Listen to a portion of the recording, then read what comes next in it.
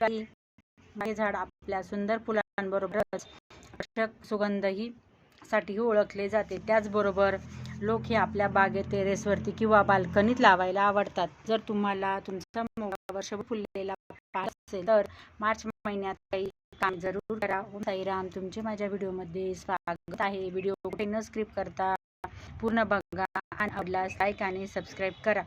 तर मी जे प्लांट आहेत ते फेब्रुवारी छाटणी केली होती आणि भरपूर हार्ड प्रूनिंग केली होती, त्यामुळे आता नवीन अशा फांद्या आलेल्या आहेत, तुम्ही बघू शकता। आणि त्याचबरोबर कळ्या आणि फुलेही यायला सुरुवात झालेली आहेत। तर तुमच्याही प्लांटला फुले यावत उन्हाळाभर असं वाटत असेल तर चला आपण काही त्याचे नियम बघणार आहोत। तर सगळ्यात आधी म्हणजे पुरेसा सूर्यप्रकाश द्या। मोगऱ्याला दररोज किमान 6 ते 7 तास थेट सूर्यप्रकाशाची आवश्यकता असते। झाडाला अशा ठिकाणी ठेवा जिथे भरपूर सूर्यप्रकाश मिळेल, त्यामुळे झाड निरोगी राहील आणि चांगल्या कळ्या आणि फुले यायला सुरुवात होईल।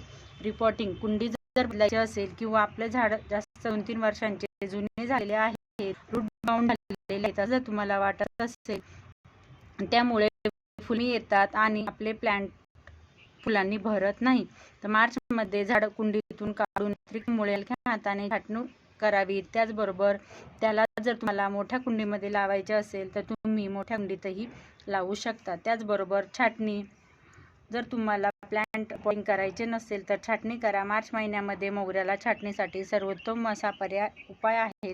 हलकी छाटणी केल्याने नवीन फांद्या येतात। जर तुम्हाला हार्ड प्रूनिंग करायचे असेल तर तुम्ही फेब्रुवारीत करा आणि हलकी छाटणी करायची असेल तर तुम्ही मार्चमध्ये केली तरीही चालेल।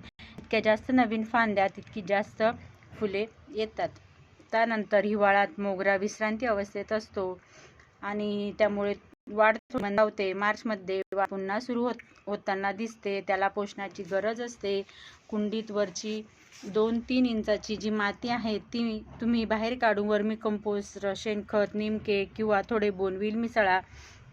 त्याचबरोबर जर कुठलेही प्लांटवर कीड आलेले असेल किंवा कीड येण्याची शक्यता जर असेल, तुम्हाला वाटत असेल तर पानांवरती पांढरे डाग दिसतात असतील तर स्पायडर माइट्सचे लक्षणे असू शकतात। अशा वेळी प्रथम कीड नियंत्रणात करा।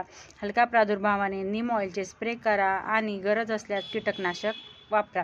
जर तुम्ही हे सर्व काम मार्च महिन्यात जर करणार असाल तर तुमच्या गार्डनमध्ये पूर्ण उन्हाळाभर भरपूर असे फुले येतील। तर मोगरा प्लांटमध्येही बरेच असे प्रकार आहेत।